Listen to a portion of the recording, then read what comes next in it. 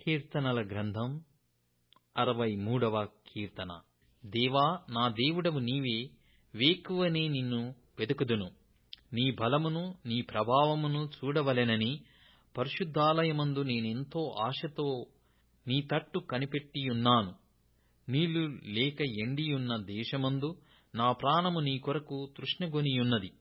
నీ మీద ఆశచేత నిన్ను చూడవలెనని నా శరీరము కృశించుచున్నది. నీ కృప జీవము కంటే ఉత్తమము.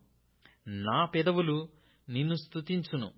నా మంచము మీద నిన్ను జ్ఞాపకము చేసుకొని రాత్రి జాములయందు నిన్ను ధ్యానించున్నప్పుడు క్రొవ్వు మెదడు నాకు దొరికినట్లుగా నా ప్రాణము తృప్తి పొందుచున్నది.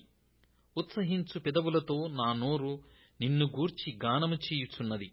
కాగా నా జీవితకాలమంతయు నేనిలాగున నిన్ను స్తుతించెదను. నీ నామమును బట్టి నా చేతులెత్తెదను. నీవు నాకు సహాయుడవైయుంటివి. నీ రెక్కల చాటున శరణుజొచ్చి ఉత్సాహధ్వని చేసెదను. నా ప్రాణము నిన్ను అంటి వెంబడించుచున్నది.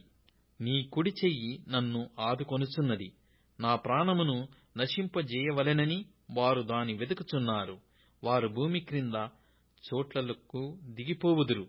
బలమైన ఖడ్గమునకు అప్పగింపబడుదురు. నక్కల పాలగుదురు. రాజు దేవుని బట్టి సంతోషించును. ఆయన తోడని ప్రమాణము చేయు ప్రతివాడును అతిశయిల్లును. అబద్ధములాడు వారి నోరు మూయబడును.